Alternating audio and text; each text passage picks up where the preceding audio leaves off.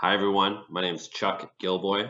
I'm a business advisor with the New Hampshire Small Business Development Center, and today I'm just bringing you a quick video on some recent changes to the Paycheck Protection Program that may have a significant impact on you if you're a self-employed person. So we want people to know about it. What the SBA has done is changed the formula on how you calculate your loan.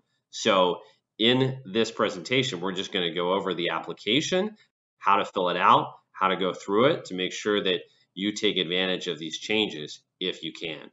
So we'll start off with the new application from the SBA that was just released last week on March 3rd. So if you have not applied for PPP yet, or you're potentially filing for your second round of the PPP loan, then you are eligible to use this application, again, if you're a self-employed person, so falling into one of these categories or a single member LLC. So if that is you and you are filing your taxes on a Schedule C 1040, that's who this applies to. Anybody who's filing their taxes on a Schedule C 1040. Then you can go ahead and fill out this application.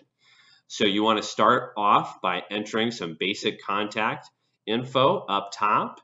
If your business is just you, you can just enter your name here and then put in your address, some other contact info, and then we'll get down here to where the real change is. So originally, under the PPP program, self-employed people needed to calculate their loan based on net income. That has now been changed to gross income, and that is Schedule C, line 7. So we'll go and look at a Schedule C so I can show you exactly where that is, how to find that. So on your Schedule C here, this is just an example. You'll see under income here, you've got your gross receipts or sales, which is your top line. Then your cost of goods sold, line 4. You subtract that from your sales. So if you're making food, that'd be the ingredients, for instance. And then you get your gross income. That's the amount that you're going to want for this application. And that's very different from, just to show you, your net income, line 31, which would be after you've deducted all these other expenses like employee benefits, advertising, etc. So this is going to have a significant benefit and will probably result in a larger loan amount for you. So back to the loan application itself, let's just say we had $60,000 in gross income, and you can choose to use either your 2019 or your 2020 tax year. If you haven't completed your 2020 taxes yet, you can just use a draft, okay? And so a draft Schedule C, that is. And so then you come down here and there's two boxes. One is if you don't have any employees other than the owners, it's just you. The other is if you do have employees. For the sake of this video, we're just going to go over an example where you don't have any employees. If you do, the formula is a little more complicated. We'd encourage you to contact us and sign up for individualized advising so we can help you with it on a one-on-one basis. And you're welcome to do that in any case. But again, let's just say here that you had $60,000 in gross revenue in 2019. So you'd enter that there. Then you want to go ahead and divide that by 12 to get your average monthly amount. So 60,000 divided by 12, that's going to get you $5,000.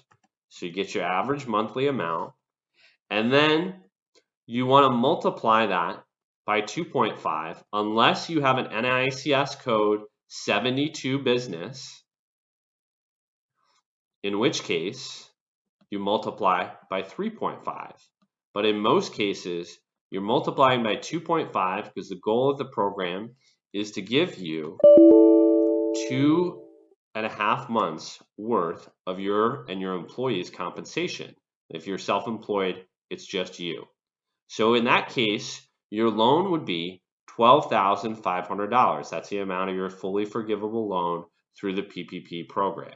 Then you'd scroll down here, you go to this box, you'd enter any of the expense categories that you intend to spend this loan on.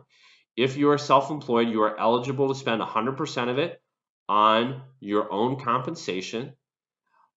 You can also spend a maximum of 40% on these other categories like rent, utilities, supplier costs, etc.